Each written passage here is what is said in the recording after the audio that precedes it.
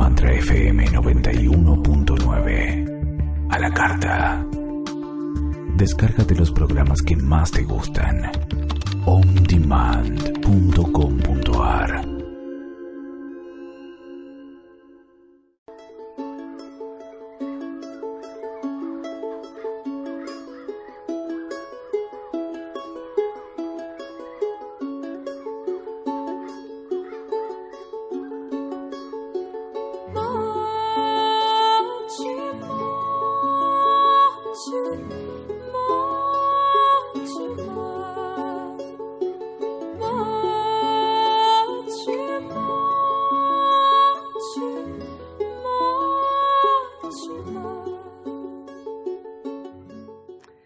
Hola, buenas tardes, bienvenidos y bienvenidas a todos. Lilibel, Maika desde España, desde Elche, la dama de Elche, Maika.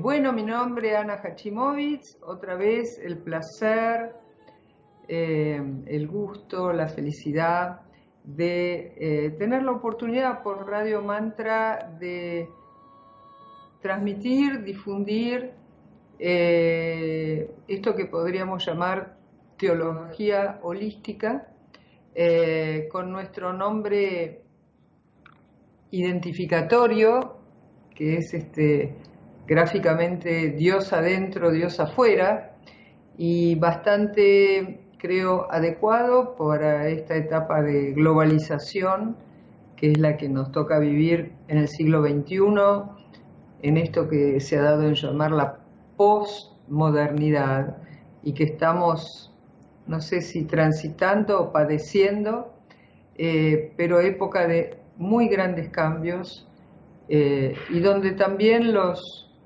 cambios difíciles son también globales, ¿verdad? Como tenemos ahora la famosa pandemia. Pero lo que Radio Mantra nos da la oportunidad es de globalizar el espíritu. Y esto es lo que se denomina teología holística, que creo que es un fenómeno que estamos viendo a todo nivel en lo espiritual. La unificación de todos los nombres de Dios, podríamos decir en lenguaje cabalístico, místico, ¿no?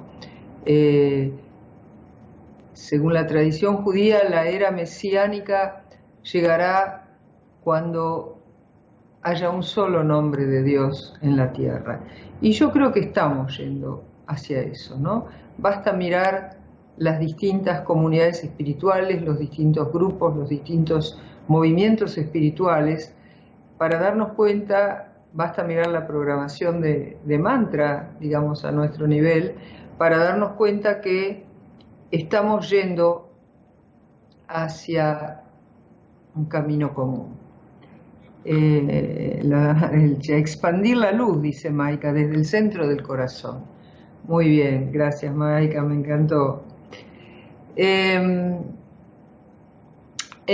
Bueno, las actividades que tenemos, todas gratuitas, online ahora, son estos programas todos los miércoles a las 4 de la tarde, hora argentina por Mantra FM.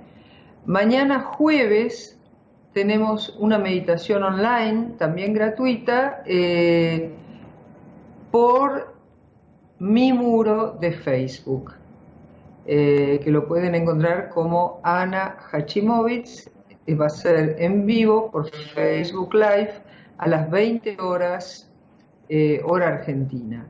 Esto son meditaciones en el marco, otra vez, de una teología holística. ¿Qué quiere decir? Quiere decir Dios en todo. La presencia de lo divino en todas partes. Luego tenemos un taller que comenzó ayer, pero que se puede incorporar, que todavía hay 2 reuniones más, sobre el tema el Cristo cósmico en el Evangelio de Juan y en las cartas paulinas, es decir, en los Evangelios. Esta teoría de Dios en todo está formulada en el prólogo del Evangelio de Juan, donde habla del Logos, y en las cartas que luego escribió Saulo que luego cambió de nombre a Paulo, a distintas comunidades cuando él recorría Asia Menor. Esto es por Zoom, son 3 martes a las 20 horas, o sea, quedan 2 martes, pero como se graban los audios, ustedes pueden entrar en cualquier momento y reciben el audio anterior. Para solicitar el link de Zoom, tienen que escribirme, por favor, al mail de diosadentrodiosAfuera@gmail.com.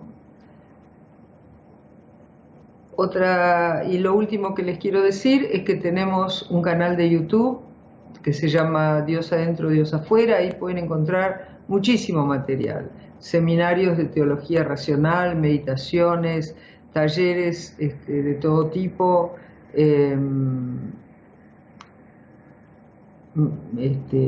y clases, bueno, de varios años. Así que ahí tienen bastante material para entretenerse ahora si tienen que estar confinados o confinadas. Y bueno, con esto ya terminamos nuestras parroquiales de hoy y podemos entrar de lleno en el programa.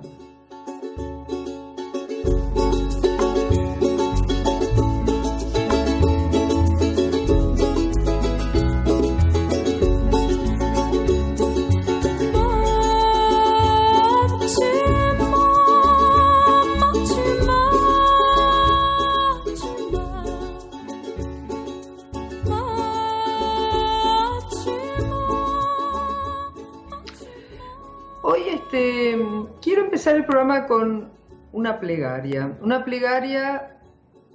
de espiritualidad holística, de teología holística, o sea, de la divinidad del todo en todo. No me canso, me habrán escuchado varias veces, de recomendarles que aprendan de memoria alguna plegaria, algún mantra que a ustedes les resuene. Esto es bueno para las neuronas, pero también es bueno para tenerlo como recurso, porque de esta forma uno se enfoca mejor. Así que quiero ir armonizando las vibraciones antes de empezar, digamos, con la parte intelectual. En este caso les propongo una plegaria de origen nativo, de poblaciones autóctonas originarias de Australia. Quien la quiera después, si quiere el texto, me la puede pedir a diosadentrodiosafuera@gmail.com. Así que invocamos. Nos podemos cerrar los ojos, ponernos en una postura cómoda con la espalda recta. Y mandamos nuestra energía al cosmos. Oh sagrada unidad de lo eterno, tú que nos cantas desde el silencio, tú que nos enseñas a través de nuestros semejantes, guía mis pasos con firmeza y sabiduría, que pueda ver las lecciones en mi camino, que sepa valorar el propósito de todas las cosas. Ayúdame a tocar con respeto y háblame siempre desde el fondo recóndito de mi corazón. Ayúdame a mirar y no juzgar, que no cause daño alguno. Y cuando termine mi visita, que pueda dejar un legado de música y belleza. Y cuando regrese a la eternidad, que pueda cerrar el círculo y abrir la espiral. Amén.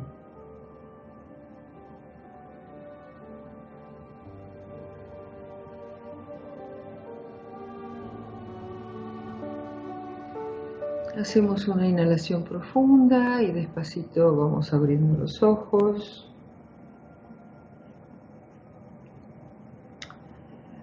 Bien. Teología holística.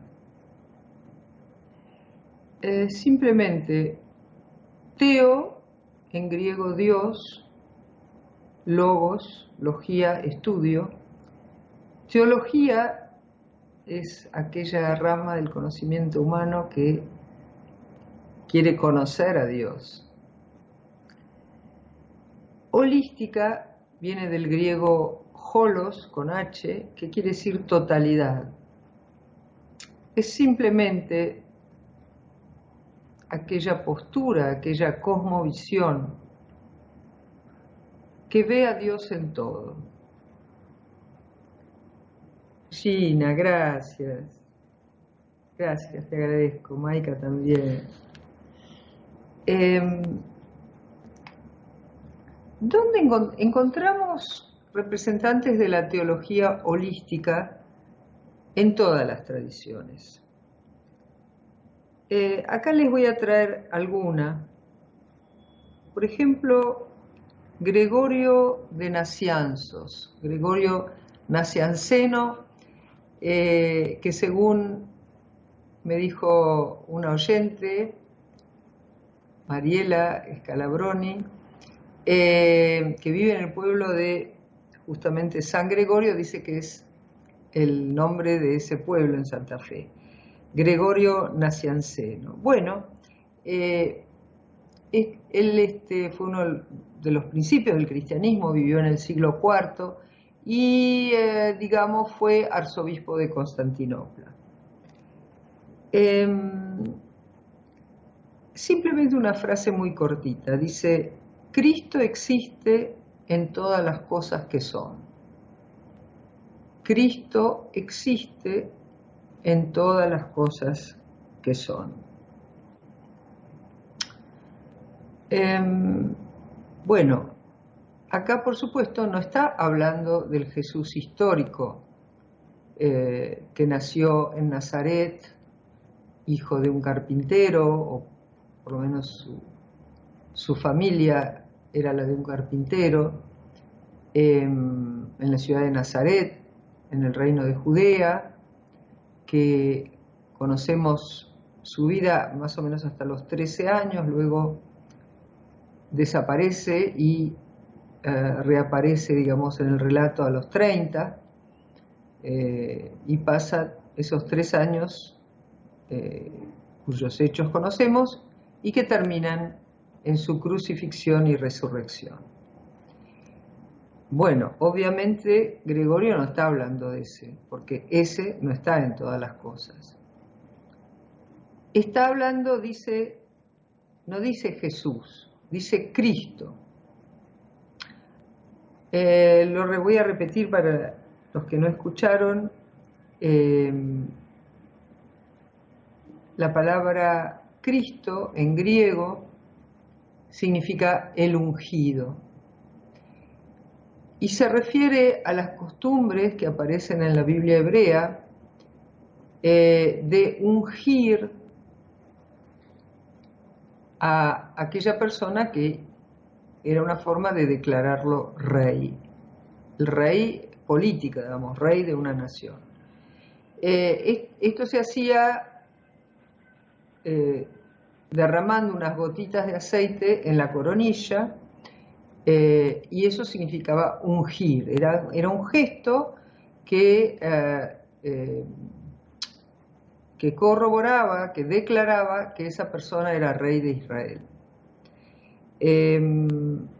Ayer en el taller yo les recalcaba o les mostraba, les subrayaba que ese tema de que la realeza, el ser rey o reina, se muestra físicamente con algo relacionado con la coronilla, ¿verdad? Empezando por la simple corona. ¿Por qué? ¿No? ¿Por qué también las aureolas de los santos en las pinturas medievales se representan como un círculo de luz alrededor de la cabeza? Y la realeza también con una corona. Bueno, los que estén familiarizados con la teoría de los chakras, la teoría tántrica de los centros de energía, saben que acá arriba de la coronilla, unos 10 centímetros flotando sobre la coronilla física, se encuentra el Sahasrara chakra, el chakra que es considerado punto de unión entre, digamos así, el alma individual o la energía individual y el alma universal o energía universal o crística, para usar el lenguaje del cristianismo. Jesús nunca supo que se le iba a llamar Cristo. Yo siempre digo, tomando un chiste de Richard Rohr, que hay gente que piensa que Cristo era el apellido de Jesús. No, nada que ver. Si hubiera tenido un apellido, Jesús hubiera sido Bat Yosef, o sea, en arameo, el hijo de José. Ese hubiera sido el apellido. Cristo es una palabra griega que se le agrega al nombre Jesús para llamarlo el ungido. Y esto tiene un significado político muy importante para el pueblo judío de aquella época, porque la palabra hebrea para designar eso mismo, o sea, el ungido, en hebreo es el Mesías. La palabra Mesías en hebreo significa exactamente lo mismo que Cristo en griego, significa ungido y alude a que esa persona es el rey de Israel. Porque esa era la forma en que el pueblo judío de la antigüedad esperaba al Mesías, como un rey que iba a venir a reinar sobre el reino de Judea y que iba a conducir a los judíos contra la ocupación romana y los iba a liberar de esa dominación, porque en esa época primero fueron los griegos, luego fueron los romanos, que estaban invadiendo y dominando Judea. Ese es el motivo por el cual los romanos deciden finalmente eliminar a Jesús, porque tenían miedo, tenían un temor político, tenían miedo de que este personaje se declarara Mesías y condujera una rebelión, un alzamiento violento contra la ocupación romana. Sí, Maika pregunta si Cristo también era el rey del universo. Bueno, ahí vamos. Partimos de esta concepción más chiquita, digamos, de un rey político, de una nación. Históricamente, cuando los romanos crucifican a Jesús, le ponen justamente una corona de espinas en forma de burla, en forma de ironía, ¿no? Vos sos el rey, bueno, ponete tu corona. Era una cosa, una burla, digamos, una burla cruel, ¿no? Pero hace alusión a esto, a la palabra Mesías. Ahora, ¿qué sucede? Muy poco tiempo después de la muerte y resurrección de Jesús, había un judío, Saulo, que era una persona, a diferencia de los apóstoles, los 12 apóstoles de Jesús eran personas del común, no eran personas con educación, eran unos judíos pescadores del pueblo, no eran personas que tuvieran alguna instrucción especial o una educación especial. Incluso muchas veces les pasa, relatan los evangelios que no entienden bien las enseñanzas de Jesús. En cambio, Saulo era un judío culto, integrado a la élite intelectual de la época. Si bien era judío, hablaba griego y se había asimilado a la cultura de su época. Poseía una educación, una instrucción, poseía conocimientos de la filosofía griega, clásica y helenística, y él perseguía a los cristianos. En el judaísmo de la época había por supuesto varios grupos, varias tendencias.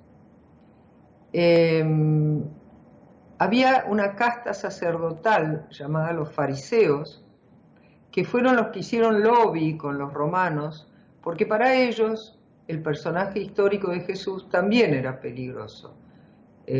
Una persona que afirmaba tener contacto con lo divino y los acusaba de ser hipócritas y además la idea de Jesús era ayornar la religión judía, modernizarla, diríamos en nuestra época, saltando mucho de lo que era el ritualismo vacío, ¿no? Entonces, bueno, para los fariseos también Jesús representaba un peligro. Pero a su vez, en el mismo momento había otros grupos, estaban los saduceos, estaban los judíos helenizados como Saulo, y había comunidades también similares a los monasterios, cerca de orillas del Mar Muerto. Una de esas comunidades es probable que se llamaran a sí mismos esenios. Es decir, que eran muchos los grupos con distintas perspectivas entre los judíos. Saulo era un judío, como les dije, helenizado y estaba a favor de la casta sacerdotal y por lo tanto empezó a perseguir a aquellos judíos que consideraron que Jesús era el Mesías y lo empezaron a seguir, ¿no? Pero a Saulo le pasó ese famoso episodio que cuando se dirigía a Damasco, a la ciudad de Damasco en Siria, para seguir cumpliendo su misión de persecución, de repente en el camino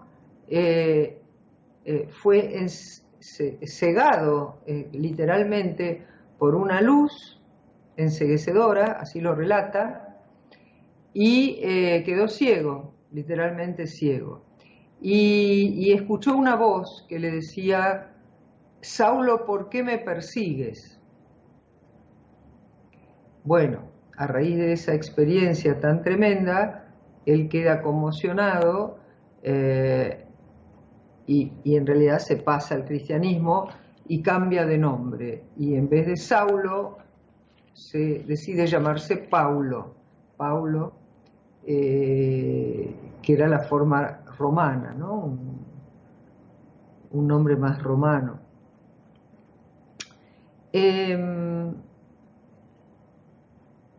Y bueno, y es Pablo, quien va a dar una dimensión universal al cristianismo. O sea, va a saltar, va a efectuar esa transformación del Jesús histórico al Cristo cósmico. Para ello, él se va a basar, esto es un tema que desarrollo en el taller de los martes a las 8 de la noche,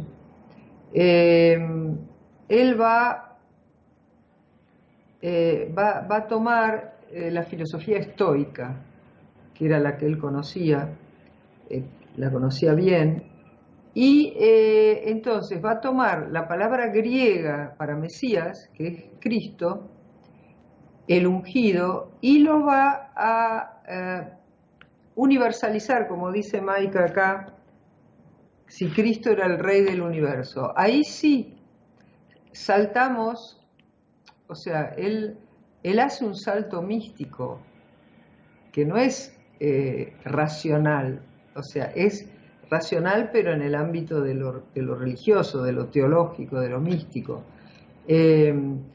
y amplía el rol de Jesús al Cristo universal o al Cristo cósmico.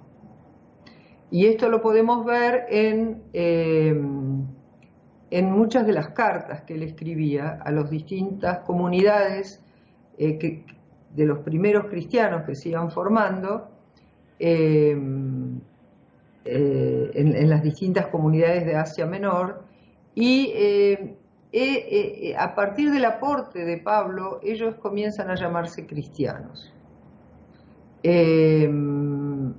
Ya no seguidores de Yeshu, como era al principio, ¿verdad? Eran los jesuitas, yeshuitas, o sea, los judíos que consideraron que Jesús era el Mesías, pero lo consideraban a un nivel todavía local, provinciano, diríamos, no a un nivel universal. En cambio, Pablo hace saltar esta teoría a un nivel universal, cósmico. Y entonces, ahí sí, todo esto para explicar, para entender esta cita que traje de Gregorio de Nacianzos, ahora la podemos entender mejor, cuando dice: Cristo existe en todas las cosas que son.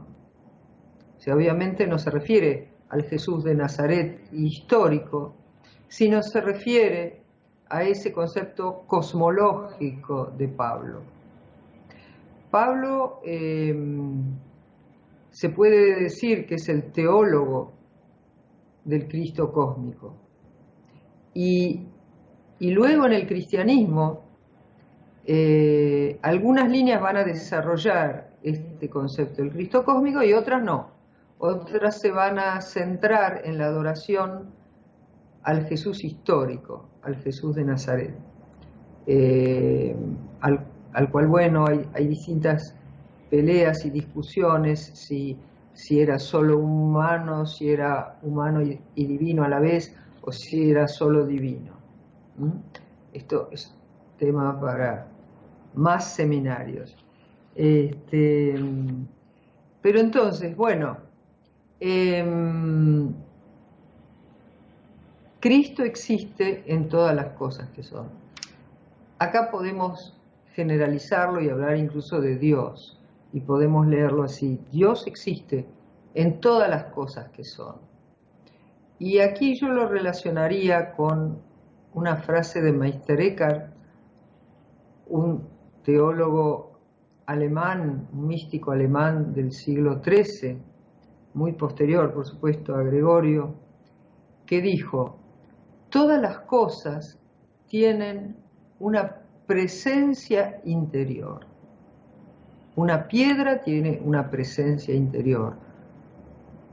Una planta tiene una presencia interior. Y nosotros, seres humanos, tenemos una presencia interior. Cada uno de nosotros, ustedes mismos en este mismo momento, pueden acudir a sentir vuestra presencia interior. ¿Verdad? Es una intuición muy directa, pero que muchas veces olvidamos. Soy una presencia que en este momento está hablando. El famoso yo soy de la metafísica de Saint-Germain. Soy. Cada uno de ustedes es una presencia que está escuchando estas palabras en estos momentos. Por supuesto, por intermedio del cerebro, de los órganos de audición, todos esos son intermediarios. Pero el resultado final es una presencia que está registrando estas palabras. Y lo que me va a decir Meister Eckhart, y lo que me va a decir Pablo, y lo que me va a decir Gregorio, es que esa presencia es Dios. Yo soy, el yo soy, como dice también Yahvé cuando se encuentra con Moisés, ¿no? Y Moisés le pregunta, en la zarza ardiente, y Moisés le pregunta su nombre, él dice, yo soy, hay varias traducciones, ¿no? Yo soy el que yo soy, es la más neutra, digamos. Pero yo soy, lo tenemos accesible todos y todas en nuestro interior. Bueno, vamos a metabolizar un poquito esta información con un yo soy muy peculiar que se expresa mediante el violín, Isaac Perelman.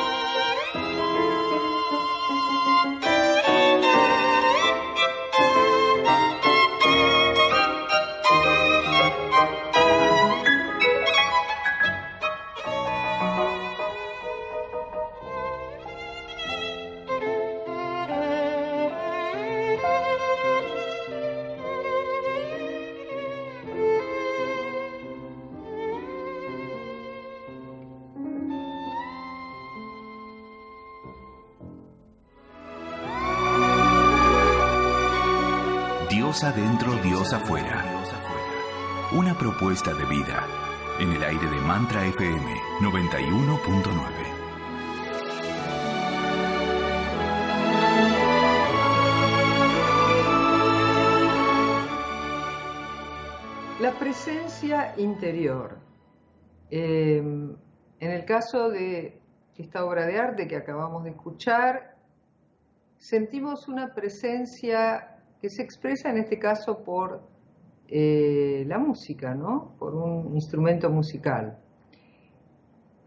Me importa insistir e insistir y volver a insistir que el acceso al misterio de la presencia interior está ahí disponible para todos y todas, es lo más accesible que tenemos. Y para repetir otra frase de Meister Eckhart, ese teólogo alemán del siglo XIII, dijo esta frase que también para mí es de esas frases que hacen cambiar el nivel de conciencia y que vamos a utilizar mañana en la meditación. Meister Eckhart dijo, entre Dios y el alma no hay entre. ¿Verdad? Entre Dios y el alma no hay entre. Es decir, que si nosotros le hablamos a Dios o nos comunicamos con Dios, en realidad no hay distancia. Así que esto ocurre siempre automáticamente. Y esto es lo que afirma la teología holística, ¿verdad? Bueno, Jesús mismo lo dijo claramente, yo y mi Padre somos uno. Y como buen místico, Jesús lo dijo, ¿verdad? Y todos los místicos, con distintos lenguajes, con distintas frases, nos están diciendo siempre lo mismo. Y bueno, es cuestión de saltar el trampolín y animarse a tirarse en la pileta. Bueno, Maika diría en la piscina. Hola Sol María, hola Maika dice, estamos en Dios. Sí, gracias Gina, gracias por todos los saludos. Es solo cuestión de hacerlo, Dios está disponible para todos nosotros y nosotras. Voy a tomar otra cita dentro de esta teología holística que estamos siempre girando, en este caso, en el tema del Cristo cósmico en el cristianismo, que como les digo, para quien quiera mayores detalles y más profundidad de lo que estamos viendo, puede tomar los 2 talleres que quedan, los 2 martes que vienen a las 8 de la noche, y se tienen que inscribir en diosadentrodiosaafuera@gmail.com. Dijo Clemente de Alejandría. Clemente de Alejandría fue uno de los que se denominan padres de la Iglesia. Así se llaman a los primeros teólogos cristianos, ¿verdad? Por ejemplo, Clemente fue de los siglos II, III de nuestra era. Muchos de ellos se retiraron al desierto, son conocidos por eso, se aislaron para tener sus experiencias místicas. Y dijo Clemente de Alejandría, el Logos de Dios se volvió humano para que puedas aprender de un ser humano cómo un ser humano puede volverse divino.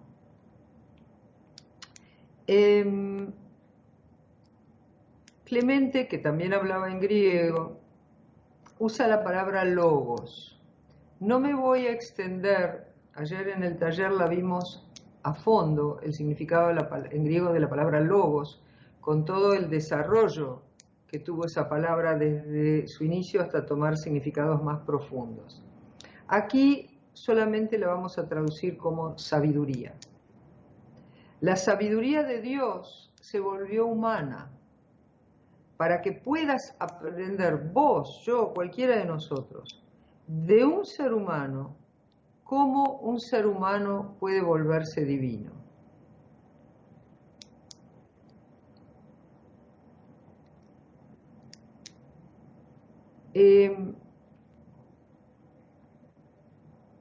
La necesidad espiritual humana de unirse con su fuente es tan fuerte,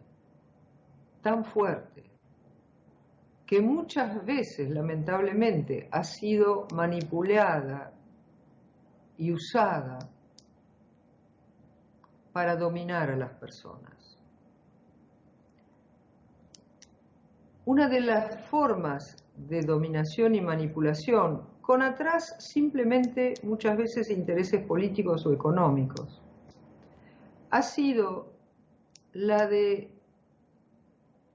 tratar de convencernos, de presentarnos a un Dios separado de nosotros, que está, y separado del mundo, que está allá lejos, ¿no?, sentado en un trono de oro, arriba de una nube, o en el centro del universo, no sé, un anciano, además, hombre, varón, porque siempre tiene una buena barba blanca, y de piel clara, por supuesto, caucásico, Qué bueno que se dedica a mirarnos y ver lo que hacemos para recompensarnos si nos portamos bien o castigarnos si nos portamos mal. Y portarnos bien significa seguir las leyes de la religión de turno, la que nos haya tocado a veces nacer. Bien, entonces, esto no es intrascendente, no es inocente, no es trivial. Al poner a Dios, al postular un Dios que está separado de nosotros, indirectamente nos está diciendo que nosotros no somos Dios. Nosotros quedamos en un nivel inferior. Y al no ser Dios, necesitamos de alguien que nos diga qué es lo que Dios quiere de nosotros. Porque nosotros, como estamos separados y separadas de la fuente, no podemos saber. Necesitamos una persona que sabe para que nos indique cómo comportarnos. Acá Clemente de Alejandría nos dice justo lo contrario de eso. Nos está diciendo, la sabiduría de Dios se volvió humana para que puedas aprender de un ser humano cómo un ser humano puede volverse divino. Y Jesús mismo lo decía, ustedes harán las mismas cosas que yo, y aún más, cosas mayores. ¿Qué dice Maika? El verbo se hizo carne, sí. Separado nos castiga, claro. Fue para dominarnos y así no nos empoderamos. Me encanta esa palabra que se empezó a usar ahora, ¿no? Empoderarse. Todos somos hijos e hijas de Dios. Por eso somos príncipes, como decía Facundo Cabral, y debemos empoderarnos. El ser humano, cuando le dicen que está separado de su fuente, muchas veces busca caminos para llenar ese vacío, trata de llenarlo con cosas materiales y nunca lo logra. Entonces cae en adicciones a la comida, al alcohol, al cigarrillo, a las sustancias, al trabajo, a una persona, a una doctrina política fanática, a una religión fundamentalista. Pero ese vacío nunca se llena, porque lo único que puede llenar ese vacío es Dios, en la unión mística. Bueno, quería traerles todavía esta otra cita de Nicolás de Cusa. Fue un místico alemán del siglo XV, que fue nombrado autoridad, no era obispo, no, de la iglesia de San Pedro in Vinculi en Roma. Fue un teólogo muy erudito, que además fue visionario en su época porque ya hablaba de unir ciencia y religión, que eso es importante. Ciencia y religión, para los que saben poca ciencia y poca religión, las ven como enemigas. Pero si profundizamos en ambas, nos vamos a dar cuenta que son dos abordajes distintos pero de lo mismo. Son dos facetas del gran diamante de la verdad, pero no son opuestas. Y más ahora lo está demostrando la física cuántica, ¿no? Dijo Nicolás de Cusa, la divinidad es la envoltura y el despliegue de todo lo que es. La divinidad está en todas las cosas, de tal modo que todas las cosas están en la divinidad. Y a vos que estás escuchando esto, me gustaría que estas palabras te llegaran en forma personal. Esto que dice Nicolás de Cusa lo está diciendo de vos también. La divinidad es tu envoltura y tu despliegue. La divinidad está en vos, de tal modo que vos estás en la divinidad. Este es el mensaje que me gustaría que se hiciera carne, como dice Juan. Y el Logos vino y se hizo carne.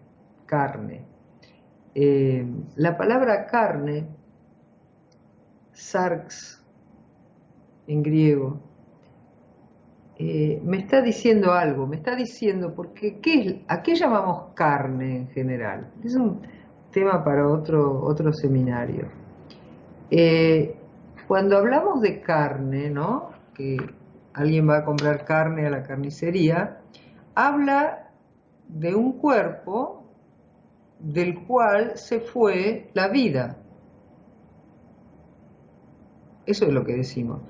Y en la teología católica muchas veces también se habla de carne cuando se hace referencia al sexo como pecado, ¿no? Como algo malo. La carne es débil, dicen. La carne es débil quiere decir que aunque todavía estamos habitando esta carne, la carne, no sé, nos lleva hacia el pecado. Lo que está indicando esta palabra carne es un poco lo que figura en el mito del Génesis, cuando en uno de los relatos de la creación de Adán y Eva, porque hay dos relatos, en una de ellas Yahvé, sí, creo que es ahí, no me acuerdo si es Yahvé o Elohim, porque hay distintas formas de nombrarlo a Dios, toma barro, con ese barro construye la figura humana, pero ese barro, así como está, es inanimado. Sería lo que acá llamamos la carne, ¿no? Entonces Dios tiene que sopla en ese barro y la figura se anima. Entonces, cuando Juan dice que el Logos se hizo carne, lo que está diciendo es que esta materia no está animada por sí misma, sino que está animada por la vida, que él la llama también el Logos. Es una vida que aparte es sabiduría.